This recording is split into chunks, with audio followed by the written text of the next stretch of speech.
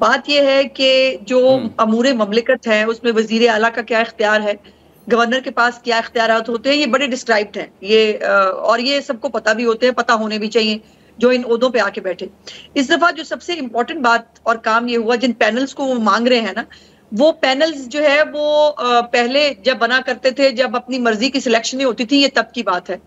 अब जो एक बाकायदा कैबिनेट ने जो है अप्रूव की एक सर्च कमेटी, ताकि वो पूरी सर्च कमेटी जो है वो मेरिट के ऊपर लोगों को इंटरव्यू किए उन्होंने। इस दफा तो हमारे एजुकेशन के अंदर हमारे एजुकेशन मिनिस्टर बड़े वाइब्रेंट है इस हवाले से। हमारे सीईओज जो लगे हैं ना एजुकेशन के अंदर, वो भी बाकायदा इम्तिहान दे के आए हैं। हमारे एक प्रोसेस को बेहतर करने की कोशिश की जा रही है। उस सर्च कमेटी ने जो कैबिनेट ने बनाई थी, उसने बहुत सारे लोगों को इंटरव्यू किए, इंटरव्यू करके उन्होंने अपनी रिकमेंडेशंस भेजी जो कैबिनेट ने अप्रूव की, और अप्रूव करने के बाद वो तमाम प्रोसेस को फॉलो करने के बाद वो गवर्नर साहब को भेजा गया।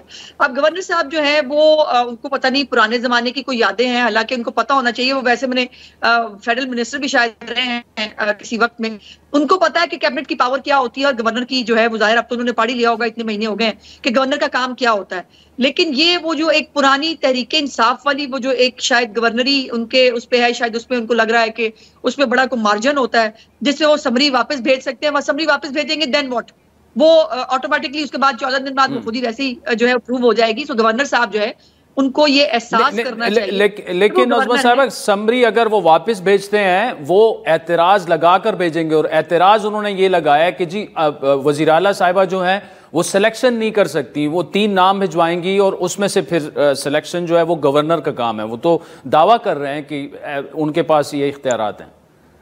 देखिए उनके दावा करने का तो मैं क्या ही कह सकती हूँ, उनको शायद वो पूरी तरह प्रोसेस जो है उनको पता नहीं है, या उनको जो दफ्तर वाले उन्होंने बताया नहीं है कि जो मैंने बताने की कोशिश की है कि बाकायदा एक सर्च कमेटी इसी काम के लिए रखी गई थी। वो सर्च कमेटी एक बंदे पे 2 बंदे पे नहीं थी, वो सर्च कमेटी 4-5 लोगों पर मुश्तमिल थी, और उस सर्च कमेटी ने बहुत सारे इंटरव्यूज करने के बाद, बहुत सारे रिकॉर्ड देखने के बाद जो है वो अपनी रिकमेंडेशंस भेजी कैबिनेट को दोबारा। कैबिनेट के अंदर जो है वो थॉरली उसके ऊपर डिस्कशंस हुए, और उसके बाद जो है वो उसको एक बाकायदा तरीके से अप्रूव करके जो है वो गवर्नर साहब के पास सिर्फ उसको नोटिफाई करने के लिए कहा गया। अब गवर्नर साहब जो है वो चूंकि कानून के मुताबिक चांसलर हैं, तो उनको ये लग रहा है कि उनकी लीडरी शायद कम हो जाएगी अगर वो जो है वो अपनी मर्जी के वाइस चांसलर्स ना लगा सके। तो मर्जी का काम तो मरियम नवाज की दौरे हुकूमत में नहीं हो सकता।